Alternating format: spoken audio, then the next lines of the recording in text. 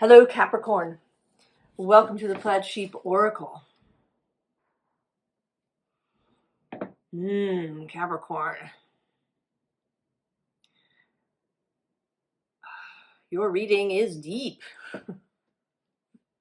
both metaphorically and perhaps literally. So in addition to these first cards that came out for you, there's also a passage from my Year with Rilke book. Back in the early days of the channel, I did some readings where poems from this book and passages and quotes were the inspiration, the kind of theme for readings. And maybe this is coming back around for me. Now for you, we have this card from the Wordless Oracle. Right? This setting out on a journey. And this may be literal, metaphorical, or both. Because the word that comes to mind is pilgrimage.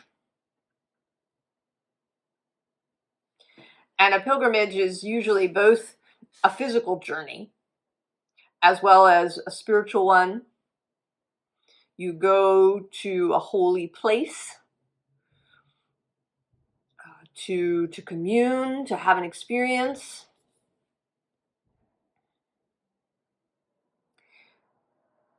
And then there's also the experiences that you gain along the road that you travel. The scene underlying is this card. And today it's looking like the invitation. You've been, maybe you've been waiting for the invitation. You've been contemplating this passage. And now there's these hands on the other side saying, come through. Now's the moment.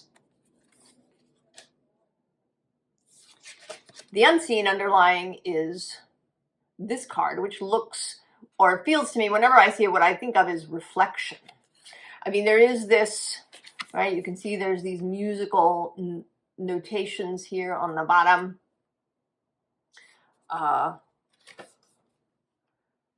was thinking that during one of the pick a card piles, this idea of the underlying music of a moment, that it can change a moment.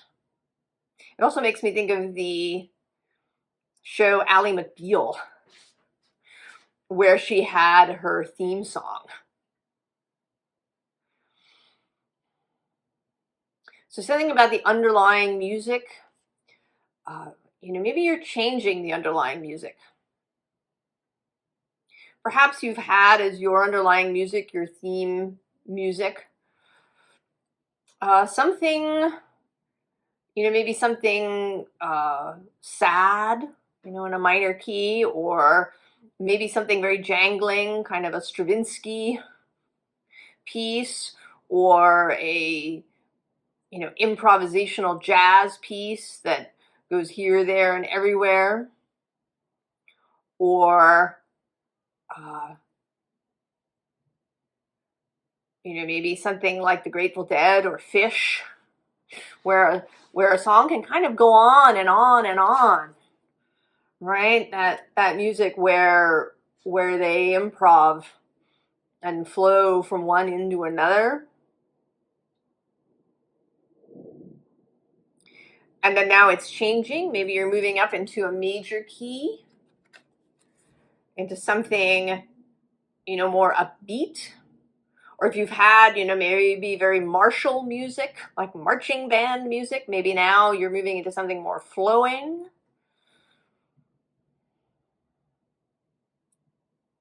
But there's some sort of change of music that's happening as a result of these reflections. And maybe as a result of this pilgrimage, although I kind of feel like this pilgrimage is now that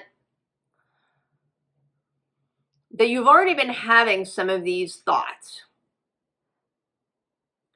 That maybe you want to change the tone of your life. And that in order to do that, you need to, maybe step out of what your daily life normally looks like. That maybe you need to literally go on a trip, or maybe it's a mental thing. The passage that wanted to be read is one of the letters to a young poet, and it's called In Rome.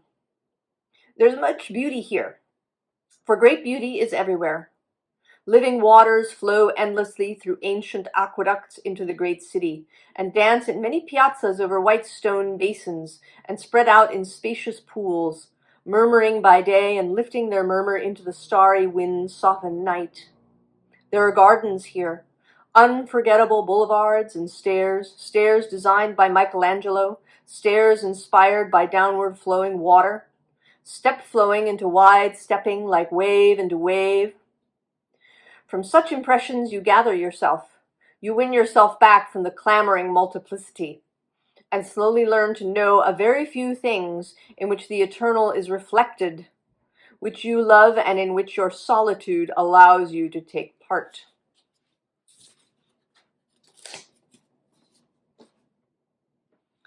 Coming back to yourself. The first thing here is renewal. Also below that is ideas and desire.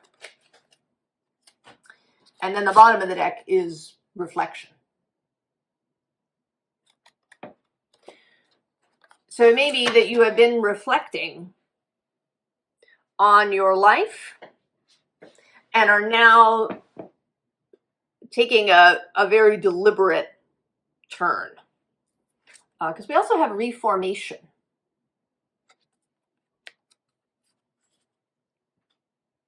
Bringing something back together. It may be that you have become fragmented. Perhaps your attention, your focus has been on many different things. Or maybe your energy has really been sucked into the news cycle. And that you're, there's this sense of, this kind of swirling energy coming back together.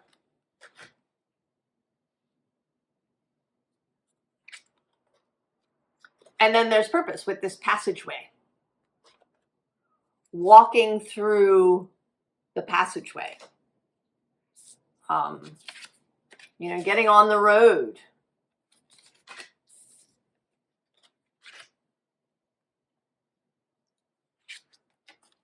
And then this gratitude card. And how this feels today is that this, this globe with this flower in it is like a compass.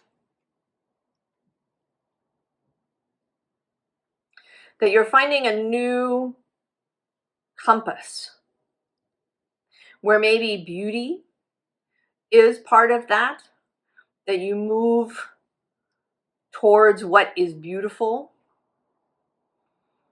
that you make it your object to see beauty and note it whenever you encounter it.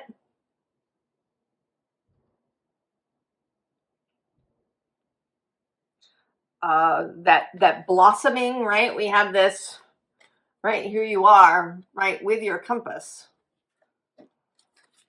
With your compass.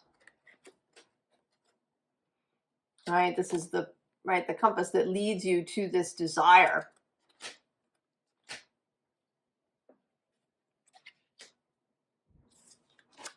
And there's insight.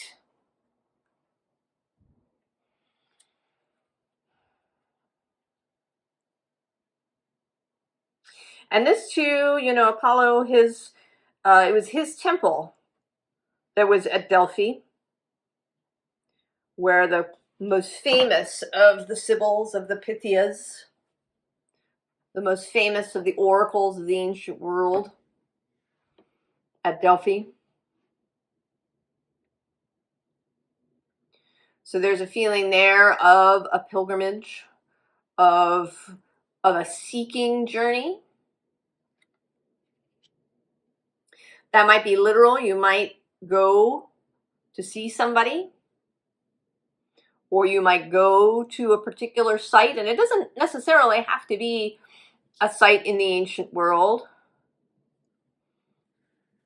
It might be a particular site in nature, a mountain, a lake. There are, certainly places in nature that we think of as having a strong energy, places that are sort of whirlpools of energy, like Sedona in the United States, perhaps, or some particular mountain. There might be someplace too that is significant to you personally. Perhaps it's someplace that's called to you through your whole life and you've just never gone. Or alternately, it's someplace you used to go frequently, as a child or in earlier years, and you haven't been in a long time. But maybe it's come into your mind, into your consciousness to go.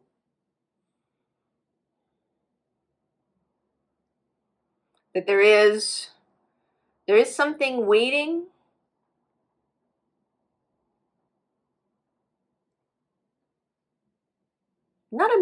A missing piece, perhaps. The insight, the aha moment, maybe.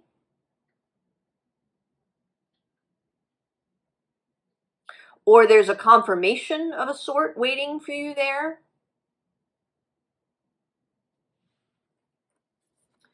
So we have happiness here, and this feels also like this compass. The bottom of the deck is the High Priestess, the Pythia. So to be guided by what feels good, to be guided by what you desire, what lights you up.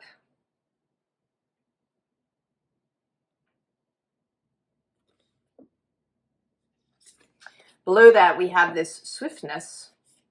And it feels less like speed and more like this honey that's dripping off of everything. And below that, the world.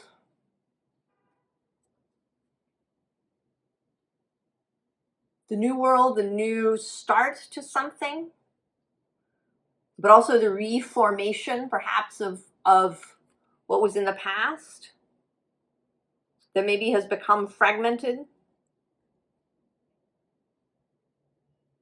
This card is associated with Saturn as well as with the earth element. And Saturn is your guide. We also have the Emperor here, who I associate with Capricorn strongly.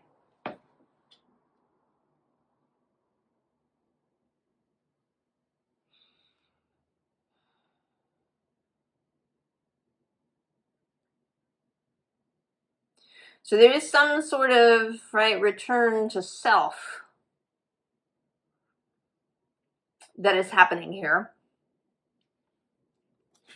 We do have change, the Two of Pentacles. And then we go from interference to the Six of Swords, which is earned success.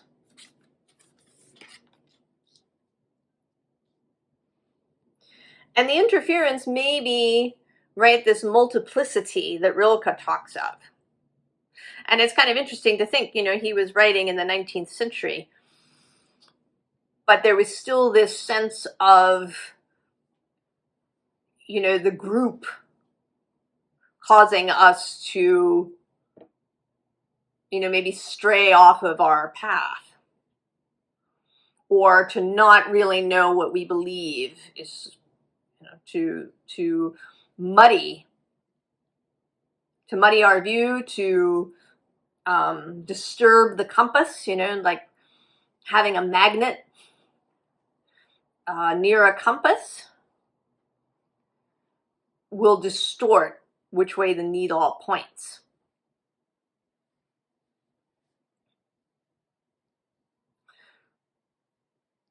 So you want the signal to be clear.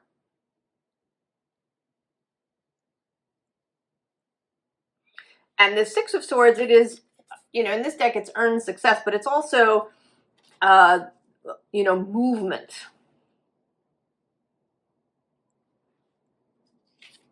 And then we have this King of Cups, bringing us to these images of Rilke's, of the flowing waters, flowing over marble, flowing among statues, flowing in fountains.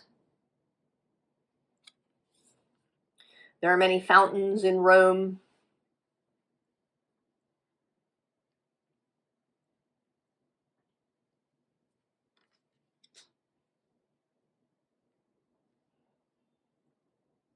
A changed flow.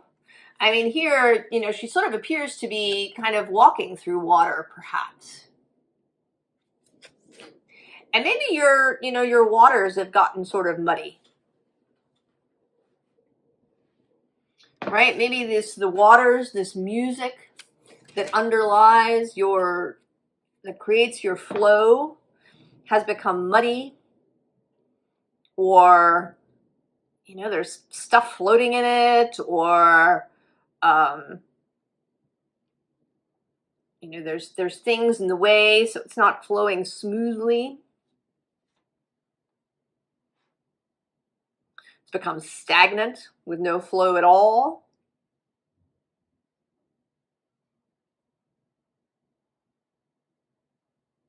And so there's this journey, this pilgrimage that you're being invited on, and that I think you want to go on.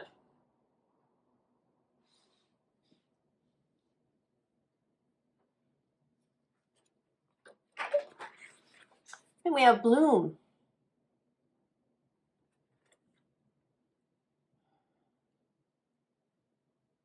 She seems like she's listening, right? All of her braids and the the flowers in her hair, and the these kind of roots growing behind her are all stretched out to hear.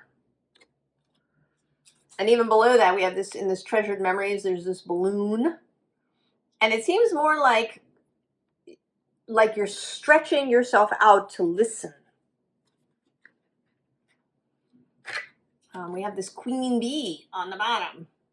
And that too, bees, right? They have lots of sensory apparatus. They also communicate with each other through dance, through movement, through vibration.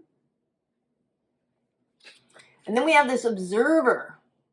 And I knew this card was at the bottom of the deck when it chose itself. And I knew that it would come out. Even after I shuffled this. And I don't think that it's just an observation of self. That's part of it. But I think that part of this is turning your attention outwards. It may be one of the reasons that that your water has gotten really muddy is because you've been stirring up the dirt on the bottom a lot.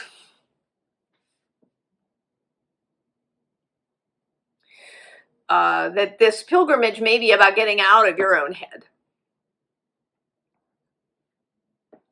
About directing your attention outwards in some way.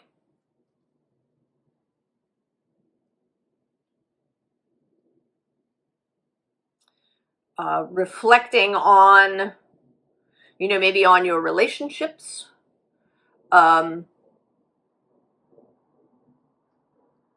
Reflecting on how, what is your relationship with others? How does it all fit together.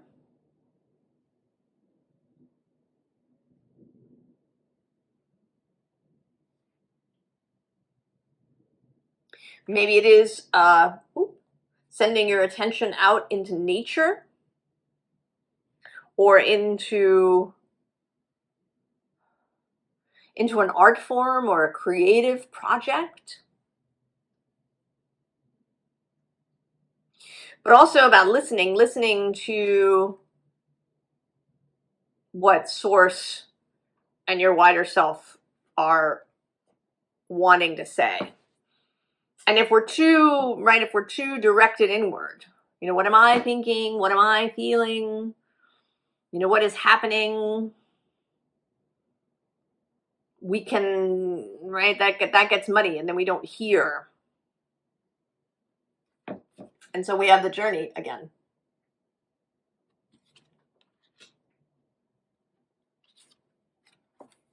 And then this rose garden. And this also feels like attention turned outward, right? She's looking out of the card at you.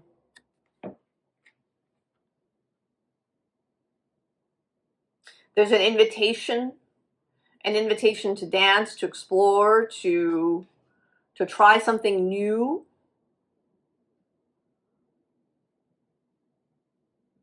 Or to, even if it is going back to something that was in the past, it may be that you left something behind that you're now being called to re-examine.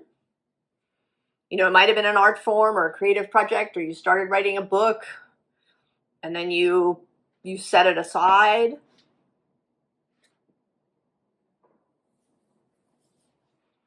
I don't know, there's something Capricorn that wants to be seen, to be journeyed to be to be observed, to be heard.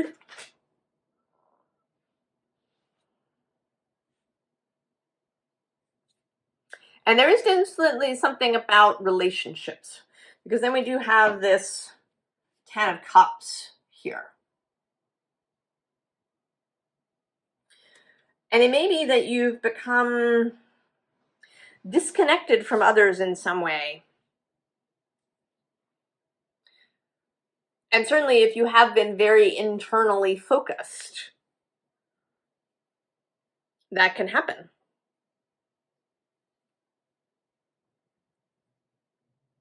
That you become, right, you stop seeing what's happening around you.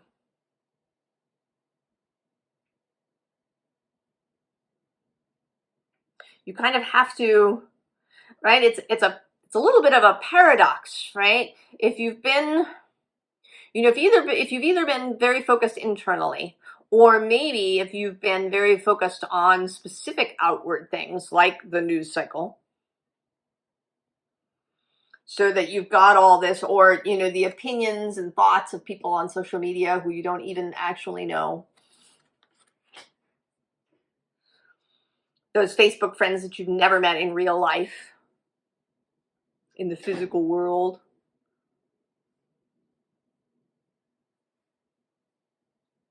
People commenting on your Instagram posts.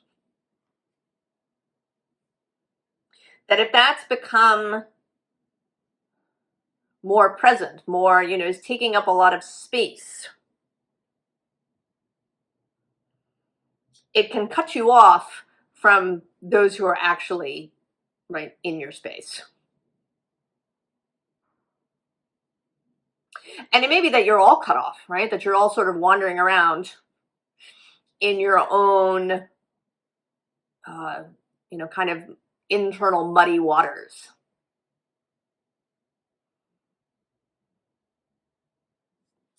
Because the bottom here is the Hierophant. So there is something about you leading the way, about you taking the first steps, about you being the example.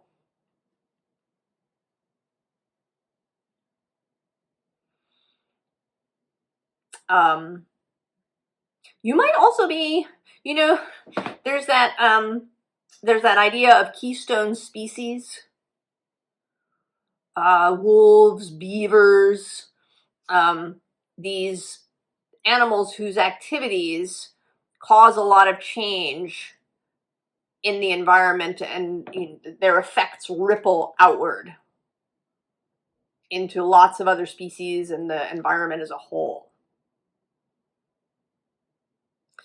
And I want to say that maybe you are a keystone person, because I think that can happen too in families and in community groups. There are keystone people. Or in forests, there are kind of the watcher trees, the keystone trees.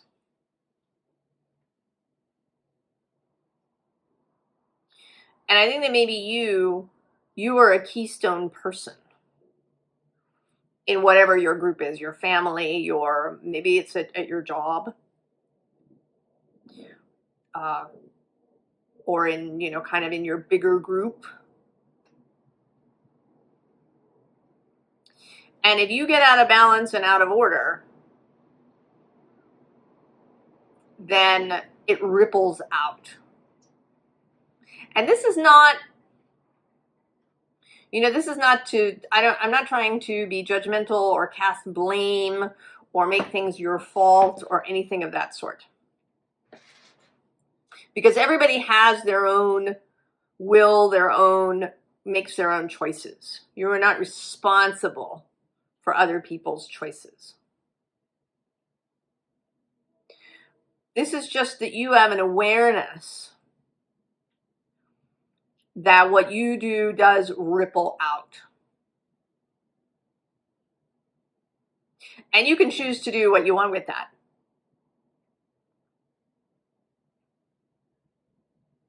But I think, Capricorn, that the Capricorn energy is here as a holder, as a container. So that I think that you enjoy this. I think it fulfills you. I think it's very gratifying to know that you have this function, this effect. And if that is the case, then you just need to mind that, to remember it. Right? Strength. To have strength. To remember your own internal strength. To foster it, nurture it. And then this Page of Swords, the newness. Something new, some insight that is trying to come in. I don't know. Maybe it's actually this fact that you are the keystone person.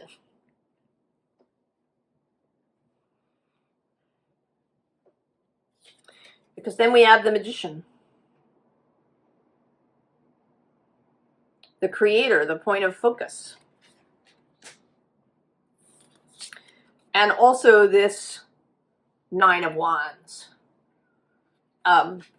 Who has she has a sort of watcher energy, gatekeeper energy. And as I was, kind of laying out your cards, and I was rearranging the decks that are over here,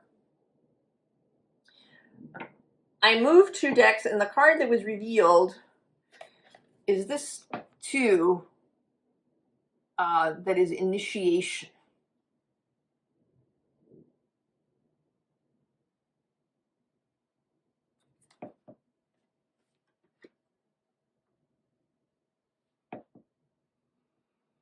So maybe maybe you've never been aware before that you are this keystone person, that you have a big effect that ripples out. That you are that there's gravity.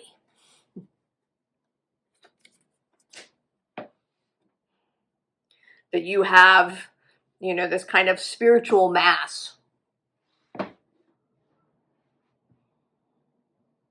this authority, this groundedness that ripples out.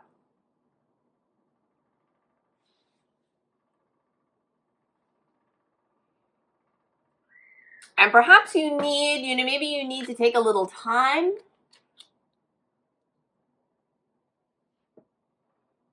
maybe you need to go somewhere and think about this. How do I feel about that? Do I want to, really engage and dance with that? Do I want to, walk away from it? What is it that, I want to do from here? What is my desire? What is this internal compass that's calibrated to beauty and joy and vitality? Where is that compass pointing me? And that is the formal advice here. We have the Ace of Cups. Right? That is the internal compass, the grail in the heart. And the bottom of the deck is this Eight of Swords, or Cups, I'm sorry. And you're headed for that 9th cup. And I want to say, actually, that you're not abandoning these 8 cups. You're, in fact, not leaving them behind. Usually in the 8 of Cups, we think about leaving these. But you're actually just going to retrieve this 9th cup.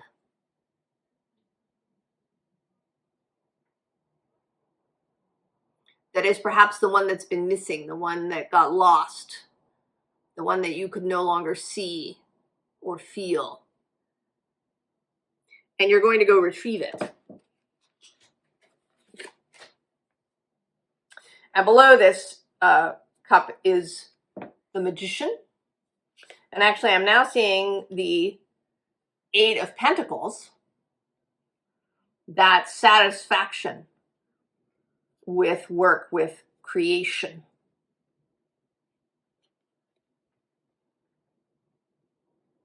Where inspiration meets creation and effort and the doing. And then actually below that, we have the 9 of Wands repeating. This initiation.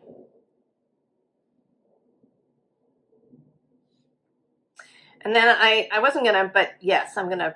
So we have below that the 5 of Pentacles too, and actually this 10 of Wands, and even this Knight of Pentacles. I want to say that these are all other people that are part of this circle of yours where you are the keystone.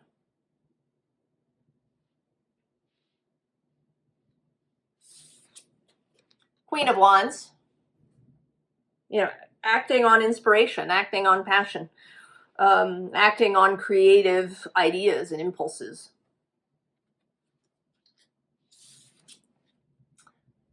Three of Pentacles, co-creation. Being the keystone doesn't mean that you do everything, that you're responsible for everything. It means that by following your compass, you affect others, right? The beaver doesn't go around and change everything manually. The beaver just builds the dams. And as a result, right, other things happen. Right? The wolves don't change everything. The wolves just are wolves. And their actions ripple out. There are consequences. So it's not a matter of you doing everything. It's a matter of you doing your best, following your own internal compass as well as you can. Right, and here there is this idea, again, kind of the keystone, right, and the keystone in architecture. And a call back to Rome and those flowing fountains And so then if you're having, right, if you're having these Nine of Swords thoughts, you know, if maybe this generates anxiety in you, or if you're feeling anxiety, then we have this Six of Swords. There's, you know, there's kind of no trick, unfortunately. I mean, there are temporary things, you know, if you're feeling really spun out in your head, you can do something physical. You can, you know, go and do some really, you know, heart pumping kind of exercise. You can go for a run, or, you know, really get your body moving, or you can cook something or make something and get in touch with your body. But ultimately, you know, those things are kind of, I mean, it's lovely, it's beautiful, and it trains your body, but it's kind of it's a stopgap. It's only a step. The real thing that has to happen is that your thoughts change.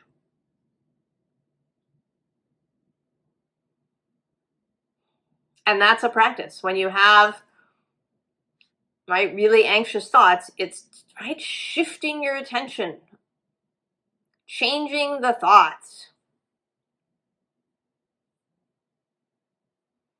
And you don't have to go from despair to joy. You turn the ship slowly. And I don't think you're in despair in any way.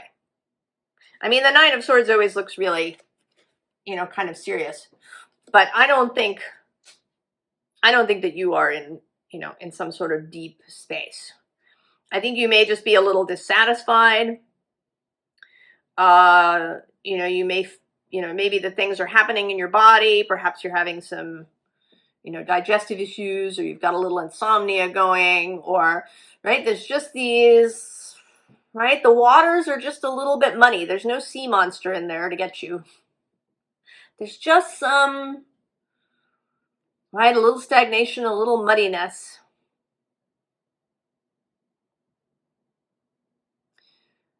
And taking yourself away and out for a bit, even if that's only mentally. But it might be actually, you know, going on a trip somewhere. Or it might be kind of a daily thing. You know, maybe it's a daily practice of walking somewhere in nature every day, of going and sitting somewhere and observing birds and trees, and really turning your attention out onto the nature that you're sitting in. Rather even than meditating. I actually feel like meditation is not what we're talking about.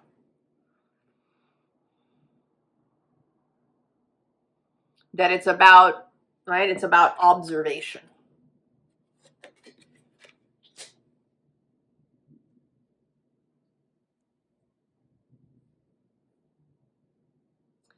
Oh, Capricorn. I hope that you're excited about this, that it feels good, that you think, oh yes, this is really juicy. You know, I really, right, I'm looking forward to seeing how things around me really change when I follow my compass.